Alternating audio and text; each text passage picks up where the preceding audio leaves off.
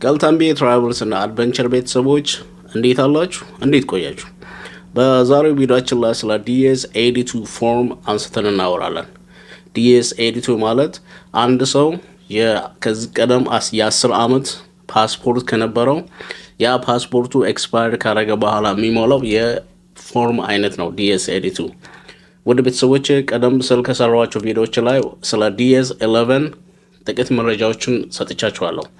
ዲኤስ 11 ጥቂት ለማስታወስ ያህል ዲኤስ 11ን የሚሞሉ ሰዎች ከዚህ ቀደም የአሜሪካንን ፓስፖርት በእጃቸው ያላገኙ የመጀመሪያ አመልካቾች ብቻ ናቸው ዲኤስ 11ን የሚሞሉት።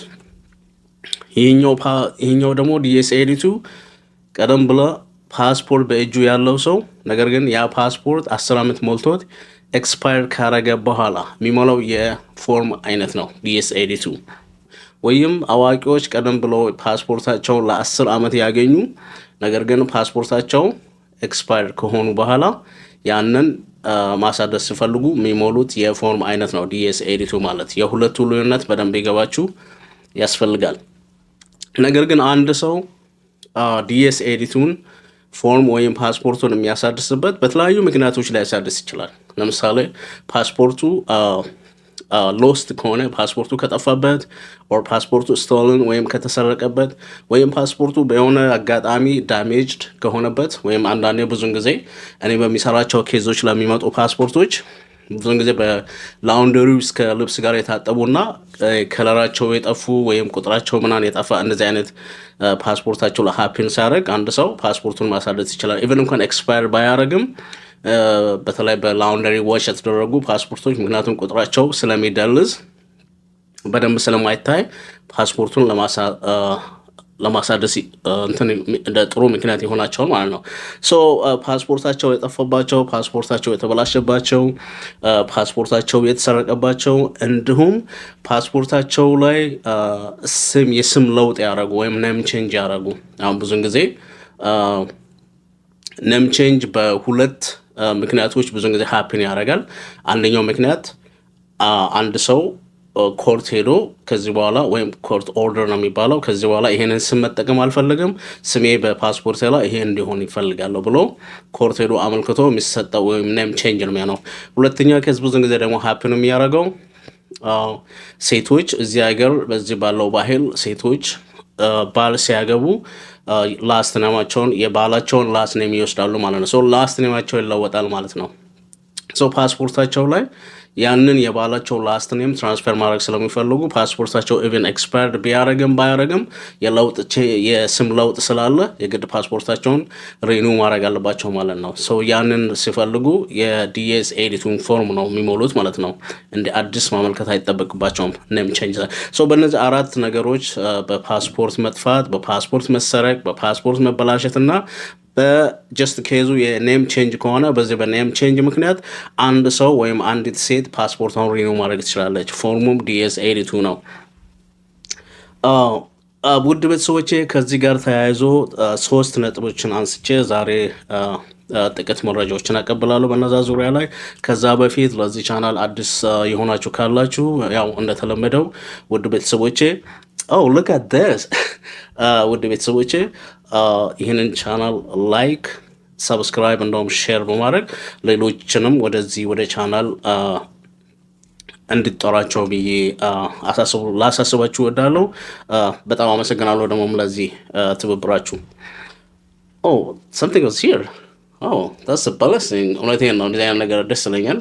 ዝም ብለህ ሀፕን አረገ which ተቀበሉት። ኦኬ ውድ ቤተሰቦች ይህንን ካልኩ በኋላ 3 ነጥቦችን ነው ዛሬ አንስተን የምንወያየው። በነዛም አንደኛው ነጥብ የፓስፖርት አገልግሎት ጊዜ ለምን ያህል ነው የሚለውን የመጀመሪያው ነጥባችን ይሆናል። ሁለተኛው ነጥባችን ፓስፖርቱን ለማሳደስ ምን ያህል ወር ሲቀረን ወይም ምን ያህል ጊዜ ሲቀረኝ ነው አንድ ሰው ፓስፖርቴን ላሳደስ የምለውን በሁለተኛነት አንስተን እናያለን። ሶስተኛው ነጥብ ላይ የምናየው ደግሞ ውድ ቤተሰቦቼ ይህን ዲኤስ 82 ፎርም ለማሙላት ምን አይነት ተጨማሪ ዶክመንት ያስፈልጉናል የሚሉትን በመጨረሻ ላይ እናያለን ማለት ነው። ቀጥታ ወደ መጀመሪያው ነጥብ ስወስዳችሁ ፓስፖርት አገልግሎት ጊዜ የሚያበቃው በዩኤስ ዲፓርትመንት ስቴት ህግ መሰረት እስከ 2025 ድረስ ያለው አፕዴት 10 ዓመት ነው። which is ለአደልት 10 ዓመት ነው። ለማይነሮች 5 ዓመት ነው ኤክስፓየር የሚያደርጉ። ማይነር ኢን ሴንስ እድሜያቸው ከ15 በታች የሆኑ ማንኛውም የፓስፖርት አመልካቾች ወይም ፓስፖርት የያዙ ሰዎች የነሱ የፓስፖርት የአገልግሎት ጊዜ የሚያበቃው 5 ዓመት ነው ለማይነሮች። ስለዚህ 5 ዓመት እንደሞላ እነሱ ወዲያውኑ ፓስፖርታቸውን እንደ አዲስ ነው ማመልከት የሚችሉት። ቅድም መግቢያ ላይ እንደነገርኩ እንደ አዲስ ነው እነሱ ማመልከት የሚችሉት። ሌላው ለአዳልት አንድ ፓስፖርት የአገልግሎት ዘመኑ የሚያበቃው ለ10 ዓመት አገልግሎት ይሰጣል። ከ10 ዓመት በኋላ ኤክስፓየር ያደርጋል። ያ ማለት ግን ያ ፓስፖርት ከ10 ዓመት በኋላም አገልግሎት አይሰጥም ማለት አይደለም። ነገር ግን አንድ ሰው ፓስፖርቱን ኢሹ ዴት ወይም ከወሰደ ጊዜ ጀምሮ ለ15 ዓመታት ድረስ ወይም በ15 ዓመታት ድረስ ባለው ውስጥ ፓስፖርቱን ማሳደስ ይችላል ማለት ነው። 10 ዓመት የአገልግሎት ጊዜው ማብቂያ ነው። ነገር ግን ከ10 እስከ 15 ዓመት ፓስፖርቱን ከተቀበለ ጊዜ አንስቶ ባሉት 15 ዓመታት ውስጥ ግን ፓስፖርቱን ሪኒው ማድረግ ይችላል ማለት ነው።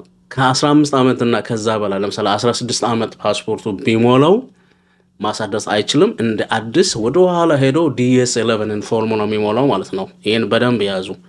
ፓስፖርት ኤክስፓየር የሚያደርገው ወይም የፓስፖርት ማብቂያው አገልግሎቱ ለ10 ዓመት ነው። ከ10 ዓመት በኋላ ኤክስፓየር ያደርጋል። ነገር ግን 10 ዓመት ሞልቶት ኤክስፓየር አድርጎም እስከ 15 ዓመት ድረስ ያ ሰው ፓስፖርቱን ሪኑ ወይም ማሳደስ ይችላል ማለት ነው። ፓስፖርቱ 15 ዓመት አልፎት 16፣ 17 ወይም 20 ዓመት ከሆነው በኋላ ግን ማሳደስ አይችልም። ያለው አማራጭ እንደ አዲስ አፕሊካንት ማድረግ ነው ያለበት። DS11 ይሞላል ማለት ነው። ምን ማለት ነው? ለምሳሌ በቀላሉ እንዲገባን አንድ ሰው ፓስፖርትን በ2004 ወይም 2004 ላይ ቢያገኝ የመጀመሪያ ፓስፖርታችሁን 2004 ላይ ብታገኙ ወይም 2005 ላይ ብታገኙ ዛሬ ወይም ዘንድሮ 2025 ነው። ሰው 2005 ላይ ወይም 2025 ላይ ፓስፖርት ያገኘ ሰው 2025 ላይ ስሞላ ፓስፖርቱ 20 ዓመት ሞልቶታል ማለት ነው። ካልኩሌት ካረጋችሁት ማለት ነው። ሶ የ2005 ኢሹ የተደረገን ፓስፖርት ዛሬ አንድ ሰው ላሳድስ ብል ማሳደስ አይችልም። ከእንትኑ የፓስፖርቱ ከተፈቀደለት ጊዜ በጣም 5 ዓመት እንደውም ጨምሮ ኤክስፓየር አድርጓል ማለት ነው። ስለዚህ ያ ሰው ያለው አማራጭ ምንድን ነው? ቀጥታ DS11 ፎርም ሞልቶ አዲስ ፓስፖርት ማግኘት ነው። ያ ደግሞ አንዳንዴ ዲስአድቫንቴጅ አለው። ምክንያቱም DS11 ለመሙላት ወይም ፓስፖርቱን እንደ አዲስ አፕላይ ለማድረግ እንደገና ሌሎች ዶክመንቶችን ላይክ ለምሳሌ ዜጋ ከሆናችሁ ዜጋ የሆናችሁበትን የናቹራላይዜሽን ወይም ይሄ የሲቲዝንሺፕ ዶክመንት ማቅረብ አለባችሁ። ወይም እዚህ የተወለዱ ልጆች ከሆናችሁ ደግሞ የግድ የበርት ሰርቲፊኬታችሁን ማቅረብ አለባችሁ ማለት ነው። እንደ አዲስ ነው የምታመለክቱት ማለት ነው። ስለዚህ ውድ ቤተሰቦች ፓስፖርታችሁ አገልግሎት የሚሰጠው ለ10 ዓመት ነው። ከ10 ዓመት እስከ 15 ዓመት ባለው ውስጥ ምንም ችግር የለውም፣ ሪኑ ማድረግ ትችላላችሁ። ነገር ግን ፓስፖርታችሁን እዩና ከ15 ዓመት በላይ ከሆነ ግን እንደ አዲስ ልታመለክቱ ስለምትችሉ በጊዜ ፓስፖርታችሁን 15 ዓመት ሳይበልጥ ሪኑ ቢታረጉ ብዙ ፕሮሰስ አትሄዱም ማለት ነው። ወይም ይሄ የናቹራላይዜሽን ሰርቲፊኬቱን አቅርቡ አትባሉም፣ ወይም በር ሰርቲፊኬታችሁን አቅርቡ አትባሉ ማለት ነው። ሶ ዳይሬክት ሪኒው ማድረግ ትችላላችሁ ማለት ነው። ሶ ይሄ ቪዲዮ በጣም ዋና አስፈላጊነቱ ፓስፖርታችሁን ቼክ አድርጋችሁ ኢሹ ዴቱ መቼ እንደሆነ እና 15 ዓመት ሳይሞላ ሪኒው እንዲታረጉ በቂ መረጃ ይሰጣቸዋል ብዬ ስላሰብኩ ነው ይህንን ቪዲዮ ዛሬ ይዤላችሁ የመጣሁት ውድ ቤተሰቦቼ። ይህንን ካልኩኝ በቀጥታ ወደ ሁለተኛው ነጥብ ልለፍ። ሁለተኛው ነጥብ ፓስፖርቱን ለማሳደስ ታዲያ ምን ያህል ጊዜ ሲቀረን ነው?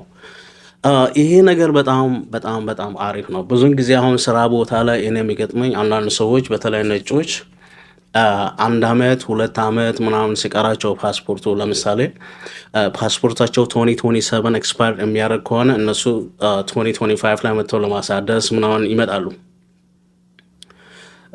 ያ ግን ብዙን ጊዜ ዩኤስ ስቴት ዲፓርትሜንቱ የማይፈልገው አይነት ነገር ነው። ወይም ምክንያቱም ስቴት ዲፓርትሜንቱ ሪኮመንድ የሚያደርገው አንድ ሰው ፓስፖርቱን ማሳደስ ፓስፖርቱ ኤክስፓየር ከማድረጉ በፊት ቢያንስ ከ6 ወር በፊት ወይም ከ9 ወር በፊት ማሳደስ እንዳለበት ሪኮመንድ ያደርጋል ከስራ አንጻር ማለት ነው። ያም የሆነበት አንዳንድ አገራት የራሳቸው የሆነ ሩል አላቸው በፍላይት በኢንተርናሽናል ፍላይት። ለምሳሌ አንዳንድ አገራት ፓስፖርታቸውን ወይም አንዳንድ ሰዎች ወደ አገራቸው የሚገቡ ሰዎች ፓስፖርታቸውን ከ3 ወር ወይም ከ6 ወር ኢቨን ከ9 ወር በፊት ያሳደሱ ሰዎች ብቻ ወደ አገራቸው ወይም ወደ ድንበራቸው እንዲገቡ የሚፈቅዱ ሀገሮች አሉ። አውሮፓ ውስጥም ኤዥያ ውስጥም አፍሪካ ውስጥ ብቻ ነው ያልሰማሁት። ይህ ማለት ምንድን ነው? ለምሳሌ አንድ ሰው የሆነ አገር መሄድ ፈልጎ ነገር ግን ፓስፖርቱን በአንድ ወር ጊዜ ውስጥ በአጭር ጊዜ ውስጥ ፓስፖርቱን አሳድሶ እዛ አገር ሲገባ ምናልባት ኤርፖርት ሴኩሪቲ ቼክ ሲደረግ ላያሳልፉት ይችላል። ምክንያቱም የዛ አገር ህጉ አንድ ሰው ፓስፖርቱን እዛ ለመግባት ከ6 ወር በፊት ወይም ከ9 ወር በፊት ማሳደስ አለብህ የሚለው ህግ ስላለ ማለት ነው። በዛ አጋጣሚ ውድ ቤተሰቦቼ አንድ በጣም ትክክለኛ የሆነ የገጠመኝ ነገር ልንገራችሁ። አንድ ውድ ጓደኛዬ ወደ የሆነ አውሮፓ ሀገር ለመሄድ ፓስፖርቱን ያሳድሳል። የአሜሪካን ፓስፖርቱን የያዘው እሱን በአንድና በሁለት አይ ቲንክ በአንድ ወር ይመስለኛል በአንድ ወር ጊዜ ውስጥ አሳድሶ ወደዛ አገር ይሄዳል። ከዚህ በሰላም ነው የሄደው። እዛ እሱ መሄድ የሚፈልግበት አገር ኤርፖርት ላይ ሲደርስ ግን ሴኩሪቲዎች አላሳልፉት አለ። እሱ ሪዝኑን ያቀርባል። እኔ እኮ የአሜሪካን ፓስፖርት ይዣለሁ፣ ፓስፖርት ታድሷል፣ ገና ከ10 ዓመት በኋላ ቆይቶ ነው ኤክስፓየር የሚያደርገው፣ ግን ለምንድን ነው ወደዚህ እንዳልገባ የተከለከልኩት ብሎ ሲጠይቃቸው በሀገራችን ህግ መሰረት አንድ ሰው እዚህ አገር ለመግባት ፓስፖርቱን መቼ ከ6 ወር በፊት አሳድሰህ ወይም አሳድሶ እንዲመጣ ነው ህጉ የሚፈቅደው ብሎ አስረዱት ማለት ነው። በቃ ምንም ማድረግ አልቻለም። ተከራከረ። እነሱ ህጉን አውጥቶ አሳዩት። የፐርሰናል ችግር አይደለም፣ የህጉ ነው። ህጉን ተከትለው መለሱት ማለት ነው። ፓስፖርቱን ቸኩሎ አሳድሶ ኤርፖርት ቲኬት ከፍሎ ብዙ ነገር ካረገ በኋላ ለዛውም እዛ ገብቶ ከአሜሪካ ወጥቶ እዛ ከገባ በኋላ ነው የመለሱት። ይሄ ሰው ፓስፖርቱን ያሳደሰው በአንድ ወር ውስጥ ነው። ያዛን ሀገር ህግ ስለማያውቅ ወይም ፓስፖርት እንዴት ነው የሚታደሰው፣ መቼ ነው ማሳደሰው ያለብኝ የምለውን ህጉን በደንብ ባለማወቁ በአንድ ወር ጊዜ ውስጥ ተጣድፎ ፓስፖርቱን አሳደሰ። እዛ ሲገባ ከለከሉት። ከ6 ወር በፊት ነበር አሳድሶ እዛ መሄድ የነበረበት። ያንን ፋይሉን ሲስተሙ ላይ መቼ እንዳሳደሰ ስለሚያውቁ አላሳልፋሉት ማለት ነው። ውድ ቤተሰቦቼ ይህንን ቪዲዮ ያለምንም ምክንያት አይደለም ያመጣሁት። ፓስፖርታችሁን ስቴት ዲፓርትመንቱ ሪኮመንድ የሚያደርገው ከ6 ወር ኤክስፓየር ሳያደርግ ከ6 ወር በፊት ወይም ከ9 ወር በፊት ብታሳድሱ ነው። ቅድም በነገርኳችሁ ታሪክ አንዳንድ አገራት የተጣደፈ የፓስፖርት ሪኒዋል አፕዴት አይፈልጉም። ይህም የሆነበት ምክንያት እንደዚህ በአንድ ወር ውስጥ ወይም በ2 ወር ውስጥ ፓስፖርት አሳድሰ የሆነ አገር ስትሄድ እነሱ ወይም የሚያስቡት የሆነ ሚሽን ያለ ወይም የሆነ ሚሽን ተሰጥቶ እንደዚህ ተጣድፈ እዛ መሄድ የፈለግ ነው የሚመስለው። ይሄ ማለት ቴክኒካል ውስጥ ስራውን የሚሰሩ ሰዎች በደንብ ስለሚያውቁት ማለት ነው። ምናልባት አንድ ሰው እንደዚህ ቸኩሎ በአንድ ወርና በ2 ወር ፓስፖርት አሳድሶ መግባት ካለበትም የሚገባው ኦፊሻል የሆነ ፓስፖርት ይዞ ነው።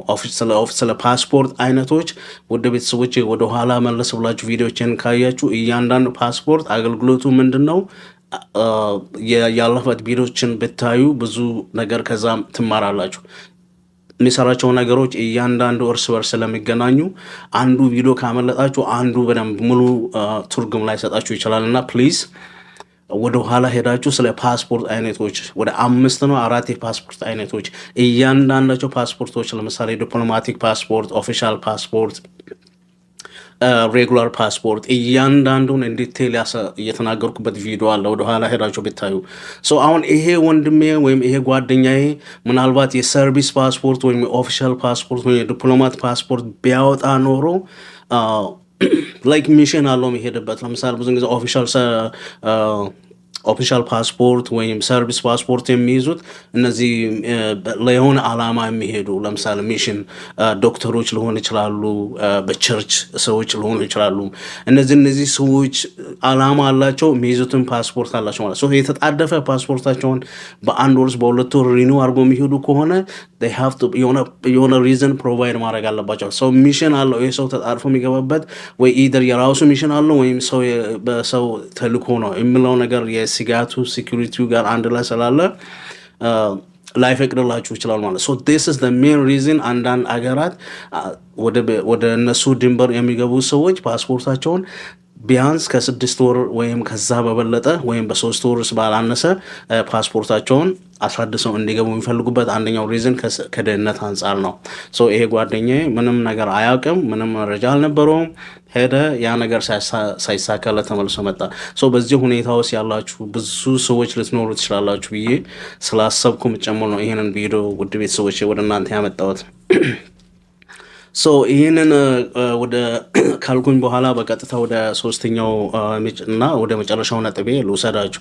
ሶስተኛውና የመጨረሻው ነጥቤ ይህንን DS-82 ፎርም ወይም ፓስፖርታችንን ሪኒው ለማድረግ የሚያስፈልጉን ዶክመንቶች ወይም ተጨማሪ ዶክመንቶች ምንድን ናቸው? እነሱን ቀጥለን እኒ ሶ DS-82ን ለመሙላት የመጀመሪያው ልክ ሁሌም እንደሚደረገው የDS-82 አፕሊኬሽንን መሙላት ነው። አፕሊኬሽኖች እንዴት እንደሚሞሉ ባለፈው በDS-82 ወይም DS-11 ላይ በደንብ ነግሬያቸዋለሁ። ወይም የሆነ የሰራሁት ቪዲዮ አለ ለምሳሌ ኮመን ሚስቴኮች የሚል ወደ 4 ነው ምናምን የዘረዘርኳቸው ኮመን ሚስቴኮች፣ አንድ ሰው ፓስፖርት አፕሊኬሽኑን ሲሞላ የሚሳሳታቸውን ኮመን ሚስቴኮችን ብዬ የሰራሁት ቪዲዮ አለ።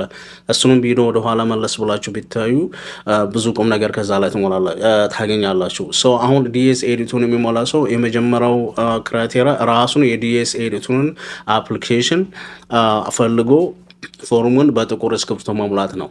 እነዛን ሚስቴኮቹን ጠብቆ ባለው ሁኔታ ማለት ነው። ሶ ይህንን DS-82 ፎርም ከየት ያገኛል? ኢደር አቅራቢያው ባለው የፖስታ ቤት ወይም ፓስፖርት ኤጀንት ሄዶ ያንን ቀጥታ በአካል ሄዶ ማግኘት ይችላል። DS-82 ፎርሙን እንደገና ከኢንተርኔት ላይ ቀጥታ DS-82 ፎርም ብሎ ታይፕ አድርጎ ትክክለኛውን ፎርም ከዛ ለማግኘት ይችላል። ከዛ ወደ PDF አውርዶ ያንን ፕሪንት አድርጎ ፎርሙን መሙላት ይችላል ማለት ነው። ሶ እሱ DS-82 አፕሊኬሽኑ ነው የመጀመሪያው ወደዚህ ሂደት ወይም ወደ ፓስፖርት ወደ ማሳደስ ሂደት ከመግባቱ በፊት ያንን አፕሊኬሽኑን በእጁ ማግኘት አለበት፣ በትክክል መሙላት አለበት። ሁለተኛው እሱ ፎርሙን ከሞላ በኋላ ሁለተኛው በእጁ መያዝ አለበት ኦልድ ፓስፖርት፣ ከዚህ ቀደም ያገኘው የ10 ዓመቱን ፓስፖርት አንድ ላይ ከአፕሊኬሽኑ ጋር ይዞ መምጣት አለበት። ምክንያቱም ዲፓርትመንት ስቴት ያንን ኦልድ ፓስፖርት ይፈልገዋል። እሱን ኦልድ ፓስፖርት ሳትልኩ ሌላ አዲስ ፓስፖርት አይሰጣችሁ ማለት ነው። ስለዚህ የግድ ያ ኦልድ ፓስፖርት ከአፕሊኬሽኑ ጋር ተያይዞ መሄድ አለበት። ሌላ ቀጥሎ ከነዛ እንትኖቹ ጋር መያዝ አለበት ፎቶ። ይሄ የተለመደ ነው ሁሌም እንደሚለው። ስለዚህ አንድ ሰው ለፓስፖርት ፕሮሰስ ሲያደርግ ሁሌ ፎቶ ማቅረብ እንዳለበት በአእምሮ ውስጥ መያዝ አለበት፣ መረሳት አለበትም። የፎቶ ነገር ላይ በጣም ሲሪየስ ሆኜ ነው የማወራው።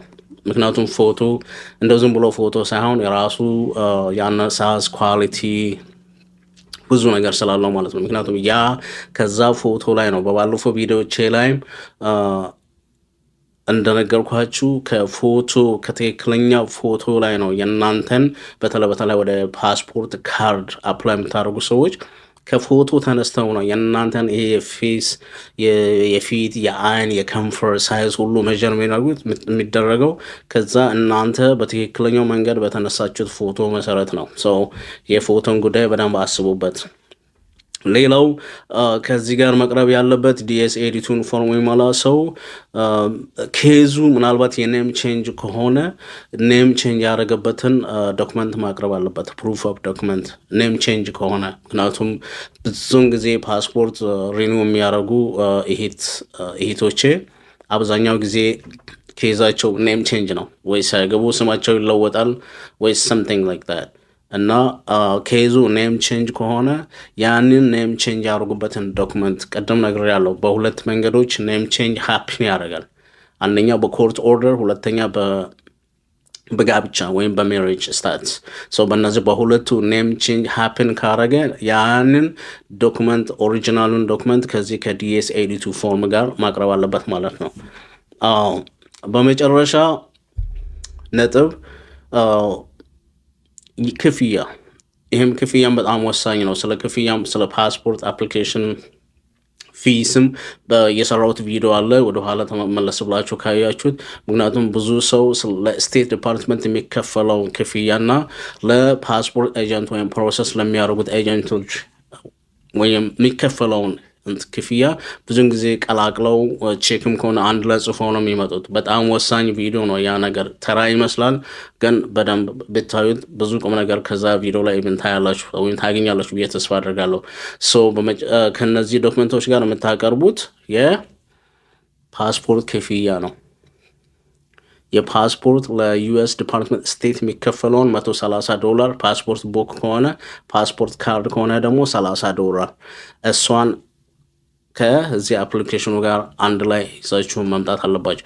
ኢኩድ ቢ ቼክ ሊሆን ይችላል የምትከፍሉት፣ ወይም መኒ ኦርደር ሊሆን ይችላል የምታመጡት፣ ወይም ካሽም ሊሆን ይችላል። ካሽ ካመጣችሁ እዛው ኤጀንቶች ያንን ካሽ ወደ መኒ ኦርደር ለውጠው ከአፕሊኬሽኑ ጋር ይልክላችሁ ይችላሉ ማለት ነው። እዚህ ጋር አንድ በተለይ ይሄኛው መረጃ ለውድ እህቶቼ በጣም ይጠቅማል። ፓስፖርት ስታሳድሱ ውድ እህቶቼ በተለይ ሴቶች ፓስፖርቱን የሚያሳድሱት እንደነገርኳችሁ በኔም ቼንጅ ነው። ሲያገቡ ስማቸው ራይዳው ስለሚለወጥ ወይም ላስት ኔማቸውን ከባሏቸው ጋር ሼር ስለሚያደርጉ ማለት ነው። ምናልባት በዚህ አይነት ሁኔታ ውስጥ እናንተ አግብታችሁ ላስት ኔማችሁን የባሏችሁን ሼር ማድረግ ካለባችሁ ፓስፖርታችሁ ወይም ሪኒው ካረጋችሁ 1 ዓመት ውስጥ ለምሳሌ ቀደም ብላችሁ አላገባችሁም፣ ነገር ግን ፓስፖርታችሁን ካሳደሳችሁ በኋላ 1 ዓመት ሳይሞላው 10 ዓመት ሆናችሁ 10 ወር ሆናችሁ ወይም 9 ወር ሆናችሁ ኢቭን 11ኛ ወር ላይ እንኳን ብታገቡና ላስት ኔማችሁ ከተለወጠ ፓስፖርታችሁን ድጋሚ አትከፍሉም። አዲስ ፓስፖርት ወይም ፓስፖርታችሁን ሪኒው ለማድረግ ዊዝን 12 መንዝስ ወይም በ1 ዓመት ውስጥ ስማችሁን ከቀየራችሁ አሁን ደግማችሁ ለፓስፖርት የምትከፍሉት $130 አይኖርም ማለት ነው። ነገር ግን ፓስፖርታችሁን ተቀብላችሁ 1 ዓመት ሞልታችሁ ካገባችሁ በኋላ ግን ስም ለመቀየር ብትፈልጉ ወይም ፓስፖርት ለማሳደስ ብትፈልጉ $130 ትከፍላላችሁ ማለት ነው። ምናልባት ልብ ካላችሁ ይህን በደንብ አድምጦኝ። ፓስፖርት ሪኒው አድርጋችሁ ምናልባት ስም ለውጥ ወንዶችም ስም ለውጥ ካረጋችሁ፣ ነገር ግን ፓስፖርቱን ካገኛችሁ በኋላ ስም ለውጥ አድርጋችሁ ያ በ12 ወራት ሳይበልጥ ወይም ከዛ በታች ከሆነ ወይም ዓመት ሳይሞላው ስም ለውጥ ካላችሁ ፓስፖርት ሪኒው ለማድረግ አትከፍሉም። ኖ ፊ ነው፣ በነፃ ነው ፓስፖርታችሁን ሪኒው የምታደርጉት። ምናልባት ይሄ ነገር በደንብ የኔ አገላለጽ ሆኖ በደንብ ካልገባችሁ በኮመንት ላይ ምን ለማለት እንደፈለኩ ከጠየቃችሁኝ መልሱን ወይም ለማለት የፈለኩትን በትክክል በጽሁፍ ገልጽላችኋለሁ። ኖ ፊ ፓስፖርቱ በ12 ወራት ውስጥ የስም ለውጥ ካረጋችሁ ወይም ሪኒው የምታደርጉ ከሆነ። ሌላው ደግሞ ኖ ፊ ምንድነው? ፕሮሰሲንግ ፊ አትከፍሉም። እንደ ዲኤስ11ን ፕሮሰስ ስታደርጉ የፕሮሰስ ማድረጊያውን ካስታወሳችሁ $35 ትከፍላላችሁ። ይሄኛው ላይ ግን ምንጊዜም ዲኤስ 82 ፎርም ሞልታችሁ ፓስፖርቱን ለማሳደስ ስትሉ የፕሮሰሲንግ ፊ የምትከፍሉት ለኤጀንቱ የምትከፍሉት ምንም ክፍያ የለም። ለምንድነው ይሄንን ክፍያ ማትከፍሉት? በሚቀጥለው ቪዲዮ ላይ ዝርዝር አድርጌ እመጣለሁ። ስለዚህ ምንም አይነት ክፍያ የለም። ወይም እቺ $35 ለፕሮሰሲንግ ፊ ወይም ለኤጀንት የምትከፍሉትን ክፍያ ዲኤስ 82 ላይ አትከፍሉም። ምናልባት የምትከፍሉት የፓስፖርቱን ፊ እና ፎቶ ከዛ ኤጀንት ላይ ከተነሳችሁ የፎቶን ብቻ ነው የምትከፍሉት። ኦኬ ውድ ቤተሰቦቼ በሚቀጥለው ቪዲዮቼ ላይ የዲኤስ 82 ፎርሙን ሲሞሉ መከተል ያለባቸውን ስቴፖች፣ እነዚህ መሟላት ያለባቸው ዶክመንቶች ነው።